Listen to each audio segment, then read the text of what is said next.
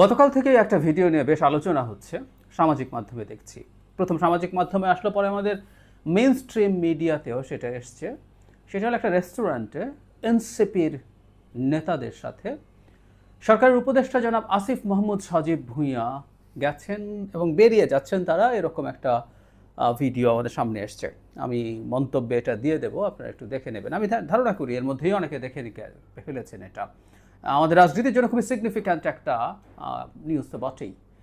মানে এটা এমন একটা প্রেক্ষাপটে ঘটলো যখন এই দুইজন ছাত্র উপদেষ্টার পদত্যাগ চাইছিল বিএনপি, জনাব ইশরাককে মেয়র হতে দেয়া না দেয়া নিয়ে, এবং এই দুজনের বিরুদ্ধে জনাব খলিলেরও পদত্যাগ চেয়েছেন তারা, কিন্তু এই দুজনের বিরুদ্ধে বিএনপির অভিযোগ বা বিএনপির বক্তব্য আমরা এভাবে বলতে পারি, সেটা হচ্ছে এই দুইজন মূলত এনসিপির সমর্থক, তারা এনসিপির সাথে অ্যালাইন্ড, সেই কারণে সরকারে থাকলে তাদের নিরপেক্ষতায় সমস্যা হবে। ইনফ্যাক্ট এটা আজ না, বেশ আগেও একবার জনাব মির্জা ফখরুল ইসলাম আলমগীর এই রকম একটা কথা বলেছিলেন বেশ কয়েক মাস আগে, এবং তখন আমাদের অনেকের হয়তো মনে আছে জনাব নাহিদ ইসলাম তখন উপদেষ্টা ছিলেন, অত্যন্ত কঠোর ভাষায় একটা জবাব দিয়েছিলেন তার ফেসবুক স্ট্যাটাসে।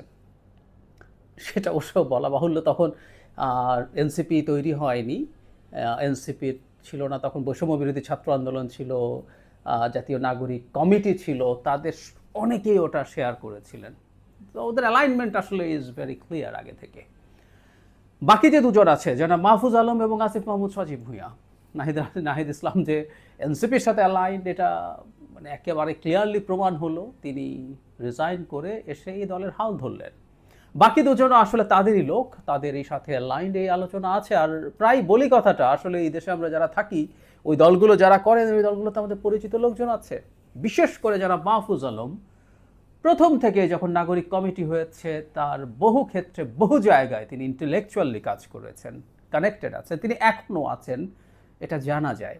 কেউ বলবেন যে আপনার কাছে কি ভিডিও আছে, ভিডিও ছাড়া কোনো কিছু প্রমাণ করা যাবে না, তা হতে পারে না। যাই হোক, এই জিনিসগুলো আমরা জানি। জনাব আসিফ মাহমুদও একইভাবে দলের সাথে ইনভলভড আছেন, তার বন্ধু বান্ধবের সাথে ইনভলভড আছেন, এতে কোনো রকম কোনো সন্দেহ নেই। আর এখন তো এই ভিডিওটা সামনে আসলোই, এই ভিডিওর সামনে না আসলেও আসলে কী বা হতো। এবং এই ভিডিওটা নিয়ে এখন পর্যন্ত অন্তত জনাব আসিফ মাহমুদকে প্রতিবাদ করতে দেখা যায়নি যে না এটা আমি নই, কারণ ওই ভিডিওতে তিনি মাস্ক পরা ছিলেন, তাই একটা সম্ভাবনা থাকতেও পারত যে এটা আমি নই বলার, কিন্তু তিনি বলেননি, তাই আমরা ধরেই নেব এটা তিনি। তার প্রশ্নটা হচ্ছে, তিনি মাস্ক পরে সেখানে গেছেন, তার মানে তিনি তার আইডেন্টিটি সামহাউ লুকানোর চেষ্টা করেছিলেন সেখানে। এটাই হলো মূল সমস্যার জায়গা। তিনি উপদেষ্টা, তার বন্ধুবান্ধবরা একটা দল করেছেন, সেই দলের মানুষজনের সাথে তিনি রেস্টুরেন্টে যেতে পারেন, কোথাও সামাজিক জায়গায় বসতে পারেন, আড্ডা দিতে পারেন, এগুলো খুব অভাবনীয় কিছু বলে আমি মনে করি না।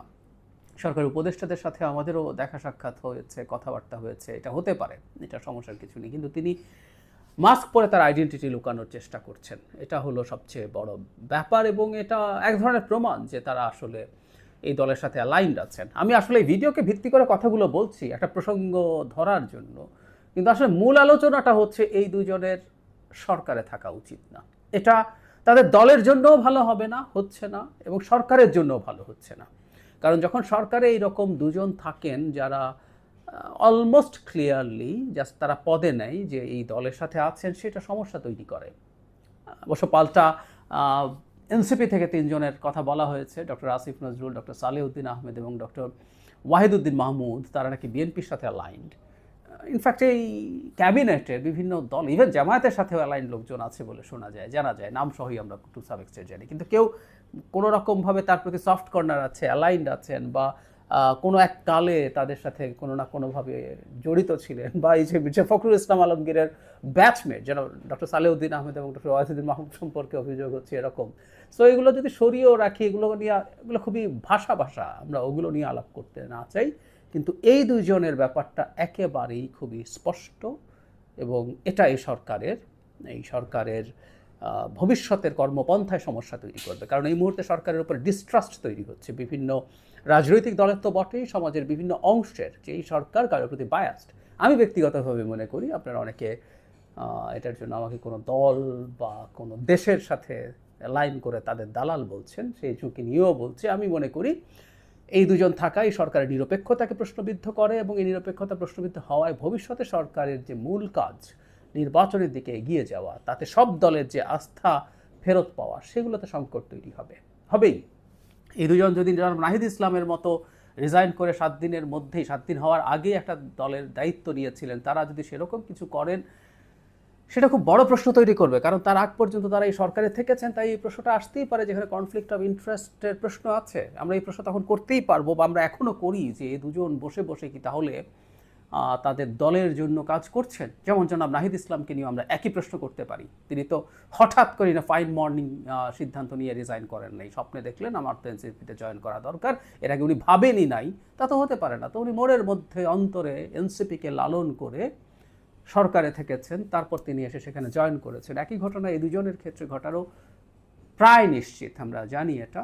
এখনও তারা ভালোভাবেই ইনভলভড আছেন। এগুলো প্রত্যেকটাই সংকট তৈরি করে। আর আমি প্রায় একটা কথা বলি, আমি এনসিপির অনেকের সাথে যখন টকশোতে আছি, তারা এই অকাট যুক্তি তথ্য প্রমাণ খোঁজার চেষ্টা করেন। তাদেরকে একটা কথা বলার আছে, রাজনীতিতে পারসেপশন ম্যাটার করে, এটাও একটু খেয়াল রাখা দরকার আছে। তাদের এই থাকাটা ইটসেলফ যদি তাদের প্রতি পারসেপশন তৈরি করে যে তারা সরকারের মদতপুষ্ট একটা দল এবং সরকারের সাহায্য নিয়ে দল তৈরি করার চেষ্টা করছেন, এটা তাদের দলের ভবিষ্যৎকে ক্ষতিগ্রস্ত করবে বলে আমি মনে করি। সুতরাং তাদের উচিত কারো চাপ বা কারো শর্ত না, অ্যাজ আর্লি অ্যাজ পসিবল বেরিয়ে আসে। এটা তাদের অনেক আগেই উচিত ছিল, কিন্তু তারা সেটা করেননি, ভুল করেছেন বলে আমি মনে করি। এখন এসব ভিডিও সামনে আসছে, ভিডিও ছাড়াও এসব কথাবার্তা এমনিতেই আছে, তারা যেন আর বেশি দেরি না করেন। তারা সরকার থেকে বেরিয়ে আসলে সব দিক থেকে তাদের জন্য ভালো হবে, এই সরকারের জন্য ভবিষ্যতে দেশকে গণতন্ত্রে ট্রান্সফরমেশন, বিশেষ করে নির্বাচনের দিকে নিয়ে যাওয়াটা সহজ হবে।